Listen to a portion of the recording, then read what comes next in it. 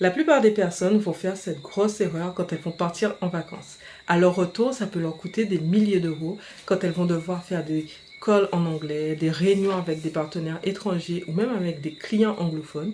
Et si tu restes avec moi jusqu'au bout de cette vidéo, je vais te dévoiler la solution pour ne plus jamais faire cette erreur.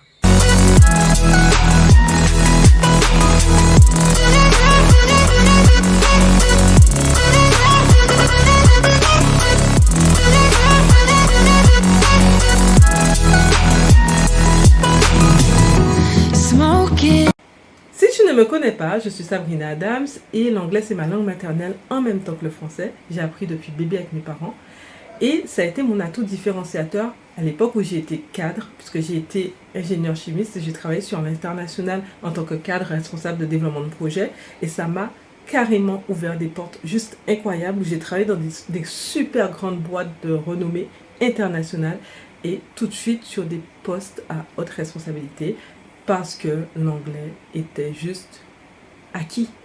Je n'avais pas de problème. Ok? Maintenant, j'aide les cadres et entrepreneurs à saisir plus d'opportunités, à vraiment booster leur speaking. Je ne leur apprends pas à parler anglais, mais je les aide à vraiment aller à un autre step. Ok, donc, aujourd'hui, je vais t'expliquer ce qui coince et ce qu'il ne faut pas faire quand tu pars en vacances et que tu retournes au bureau. Première réunion en anglais, la panique à bord.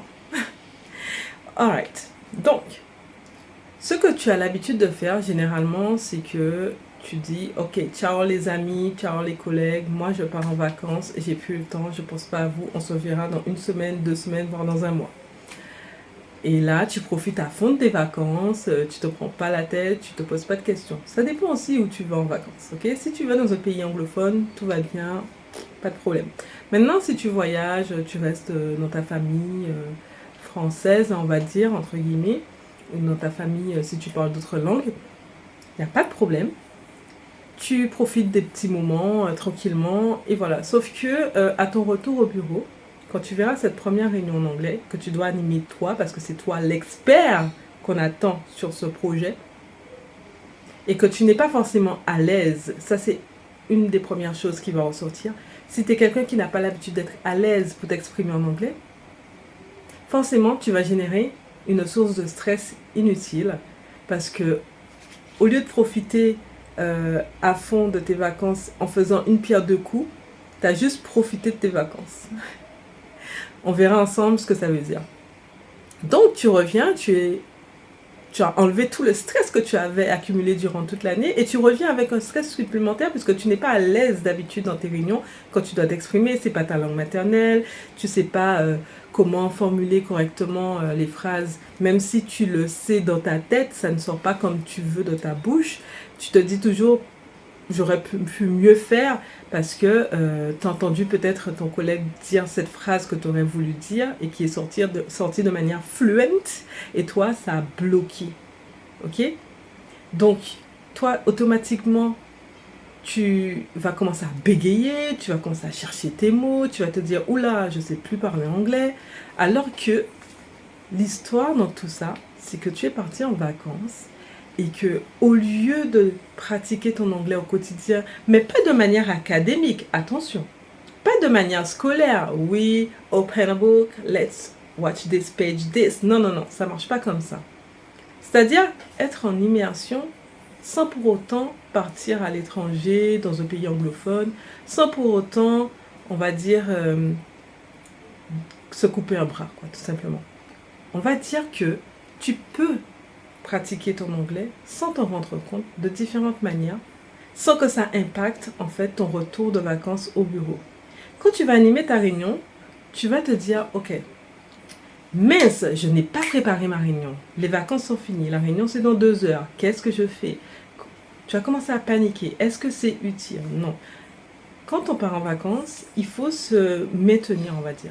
C'est comme un champion olympique, quand il est en vacances, ben de temps en temps, il va faire un running et puis il maintient la forme en fait.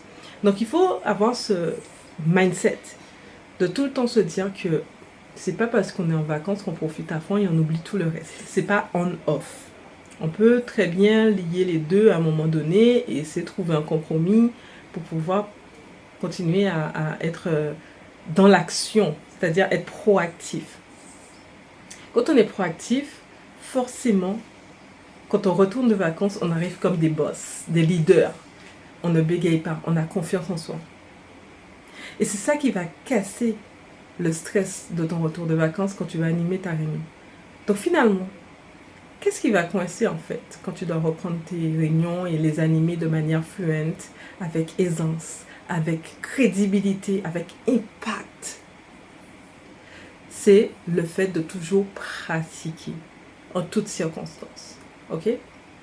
Donne-toi un challenge. Par exemple, la prochaine fois que tu pars en vacances, au lieu de parler complètement en français avec ta femme ou ton mari ou tes enfants, tu te dis, on va parler en anglais. Comme ça te permet de rester dans le bain, de rester en immersion finalement. Et comme ça, quand toi tu vas revenir au bureau, tu es arrivé comme une star à ta réunion en disant, moi, je suis un leader dans ma tête, je suis impactant, tu sais que tu as travaillé derrière, mais de manière sans te prendre la tête finalement, parce que ça a été dans ta routine. C'est devenu justement une routine pour toi. Donc, tu vas arriver, tu vas ouvrir ton PC, tu vas appeler ton client comme si de rien n'était, puisqu'il n'y aurait pas eu de coupure, en fait, il y aurait une continuité. Et c'est comme ça qu'il faut faire, en fait. Donc, la chose number one qu'il faut faire pour ne pas bloquer ton oral dans le futur, à ton retour de vacances, et à chaque retour de vacances, ça va être comme ça, c'est de continuer à pratiquer ton anglais oral sans pour autant aller dans des méthodes académiques, c'est-à-dire ouvrir un livre, c'est pas comme ça qu'on parle de toute façon. On peut bien sûr maintenir son niveau de vocabulaire comme ça, mais pour pratiquer et parler, il faut aller sortir de sa zone de confort, vraiment parler finalement. Ok? Donc, c'est ce que je voulais partager avec toi aujourd'hui. La chose number one qui va te bloquer à ton retour de vacances, c'est le manque de pratique, tout simplement. Il faut toujours être dans la proactivité et pratiquer son anglais. Si tu veux avoir d'autres conseils, je t'ai créé une mini-formation offerte où tu peux télécharger la formation et avoir encore plus de tips et de mindset pour pouvoir vraiment débloquer ton speaking. Ok? Maintenant, si tu veux prendre rendez-vous avec moi, il y a le lien ci-dessous et on peut en parler plus longuement pour comprendre ce qui bloque et t'aider à aller à un autre step, saisir plus d'opportunités, avoir le job de tes rêves pour que tu sois toi aussi impactant qu'un natif. Alright, c'est tout pour moi aujourd'hui. Je te dis, see you soon in the next video.